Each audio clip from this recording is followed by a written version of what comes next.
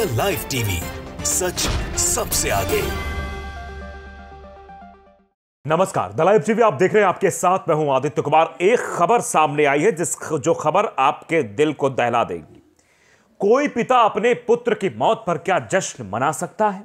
यह यहूदी ही कर सकते हैं। जी हां, आप सही सुन रहे हैं। दरअसल यह कहा जा रहा है कि उन यहूदी जो सैनिक मारे गए, उनके पिता के जो परिजन हैं, पिता हैं उनको सबको ढेर सारा पैसा मिला, इसीलिए वो 100 दिन युद्ध के होने के बाद जश्न मना रहे हैं। और एक तस्वीर भी सामने आई है, जिस तस्वीर को आप देखिए, जहां पर उनके बेटे खड़े हुए थे, वहीं पर वो लोग भी खड़े हुए नजर आ रहे हैं, उसी स्टाइल में खड़े होकर नजर आ रहे हैं। आप देख सकते हैं, यह खबर अपने आप में दिल को झकझोर देने वाली खबर है। गुलाम नबी मदनी ने ट्वीट किया है, लिखा है, गाजा मुजाहिदीन द्वारा मारे गए 5 यहूदी सैनिकों के माता पिता ने गाजा युद्ध के 100 दिन पूरे होने का जश्न मनाया। मुजाहिदीन के हाथों नरक में मारे गए यहूदी सैनिकों के नाम पर यहूदी माता पिता को बहुत सारा पैसा मिल रहा है। तो क्या यह वजह है कि बहुत सारा पैसा दिया जा रहा है, इसलिए इस तरीके से किया जा रहा है कि बेटों की लाश पर यहूदी सैनिकों के पिता का जश्न? कितनी शर्मनाक बात है। एक तरफ पैसा रख दिया जाए और दूसरी तरफ आपका औलाद। आप किसे चुनेंगे? मुझे लगता है कि आप अपने बेटे की तरफ, अपनी औलाद की तरफ जाएंगे।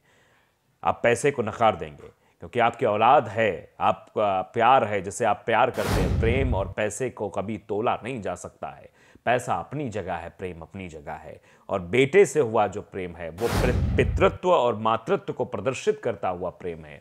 वो अपने बेटे को उस हद तक प्यार करने का प्रेम है जिसकी परिसीमा नहीं हो सकती है। और अगर साहित्य में आप जाएंगे तो इस पर बड़े बड़े लेख आपको मिल जाएंगे। माता पिता, पिता कभी कुपिता नहीं हो सकता, माता कभी कुमाता नहीं हो सकती है। पिता भले जो पुत्र होता है वो कुपुत्र जरूर हो सकता है, इसको कुपूत कहा जाता है, लेकिन माता पिता का प्रेम बच्चे के प्रति हमेशा 2 गुनी के रफ्तार के साथ बढ़ता रहता है, चाहे वो कैसा भी करे। लेकिन यहां पर यहूदियों ने जिस तरीके की हिमाकत दिखाई है, इसे हिमाकत ही कहेंगे, और जिस तरीके से जश्न मनाने की चेष्टा की है, वो ये बताता है कि किस तरीके से उनकी मानसिकता है। यहां यह जरूर हो सकता है कि जब भी किसी का बेटा किसी युद्ध में शहीद होता है तो वो जश्न तो नहीं मनाता, लेकिन हाँ ये कहता है कि नहीं, मैं रोऊंगा भी नहीं, क्योंकि मेरा बेटा इस देश के लिए, हमारे देश के लिए शहीद हुआ है। लेकिन यहाँ का मसला कुछ और है। यहाँ बताया जा रहा है कि अच्छा खासा पैसा इन लोगों को दिया है ताकि ये लोग जश्न मनाएं, ताकि ये लोग हौसला अफजाई करें। इसीलिए हो सकता है इनके लिए, इनकी मार्केटिंग भी इसीलिए की जा रही होगी जिस तरीके से खबर फिलहाल सामने आई। तो अपने आप में शर्मनाक बात है।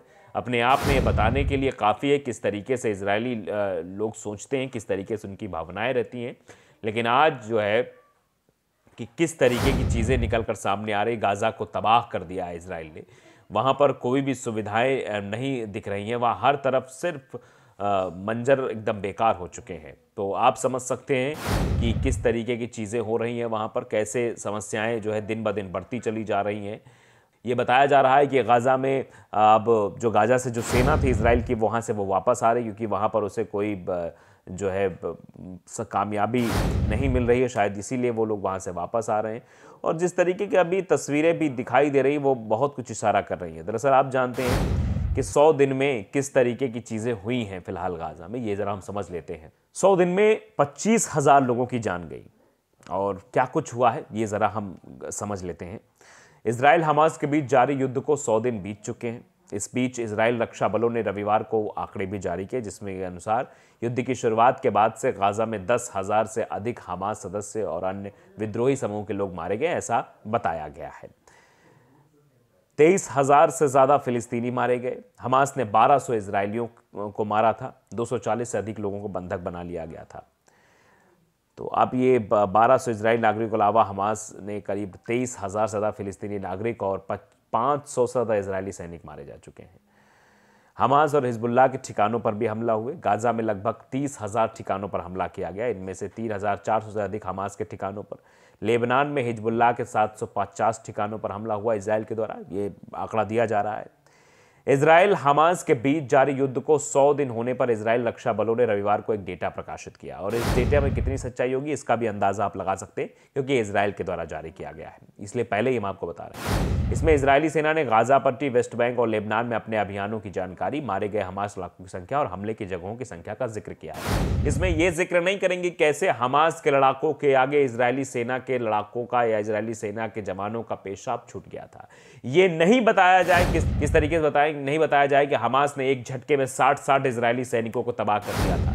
यह नहीं बताया जाएगा कैसे जो है अल कसम ब्रिगेड ने इनके सैन्य जो हथियार थे, इनकी जो सैन्य गाड़ियां थी, जो टैंक्स थे, सैन्य टैंक, उन सबको तबाह कर दिया। ये भी नहीं बताया जाएगा। हमास के टॉप कमांडरों को ढेर होने की बात जरूर कही जाएगी। 2 brigade commander, 19 battalion commander, 50 company commander, ये सब बताए जाएंगे, लेकिन ये नहीं बताया जाए कितना नुकसान हुआ है।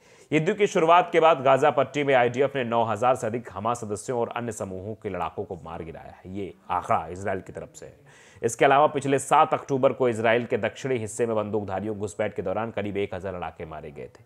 हमले के दौरान हमास ने लगभग 1200 लोगों को मौत के घाट उतार दिया, जिनमें अधिकतर नागरिक थे। इसके साथ ही 240 से अधिक लोगों को बंधक बनाया। ये नहीं बताया जाएगा कि किस तरीके से गाजा पट्टी में बमबारी की इजराइल ने और मासूम बच्चों, मासूम महिलाओं को मौत के घाट उतार दिया है। हमास नियंत्रित स्वास्थ्य मंत्रालय का दावा है कि गाजा में 23,000 से अधिक फिलिस्तीनी नागरिक मारे गए हैं। गाजा में मारे गए लोगों में आम नागरिक और हमास के सदस्य दोनों शामिल हैं। रॉकेट मिस फायर के चलते भी हमास से कई सदस्यों की मौत हुई, ऐसा बताया जा रहा है।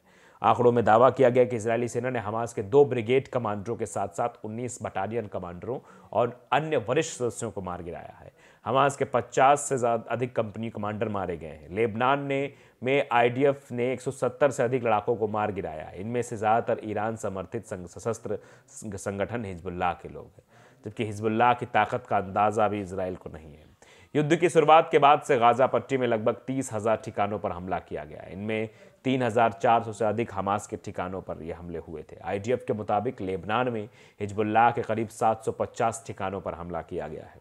युद्ध की शुरुआत के बाद से गाजा से दागे गए लगभग 9,000 गोले इजराइल में गिरे हैं। साथ ही लेबनान से 2,000 और सीरिया से लगभग 30 गोले दागे गए। इजराइल के अनुसार सैकड़ों रॉकेट गाजा से छोड़े गए। हालांकि ये रॉकेट विफल हो गए और गाजा पट्टी में गिरे। आईडीएफ ने कहा कि सैन्य खुफिया निदेशालय की यूनिट 504 ने गाजा पट्टी में लगभग 2300 फिलिस्तीनी संदिग्धों से पूछताछ की है। इनमें से कुछ को गिरफ्तार कर लिया गया है और आगे की पूछताछ के लिए इजराइल लाया गया है।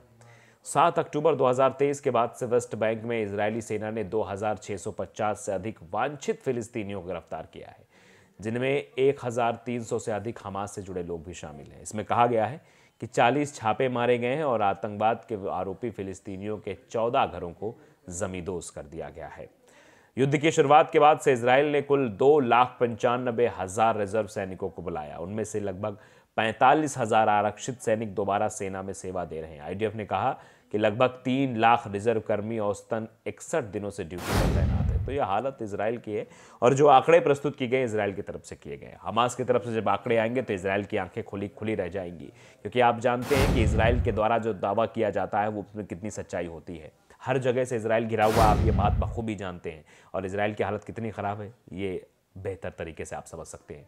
द लाइव टीवी को अगर आपने सब्सक्राइब नहीं किया जरूर करें, बेल आइकन दबाएं ताकि सच खबर आप तक पहुंचती रहे। नमस्कार। द लाइव टीवी, सच सबसे आगे।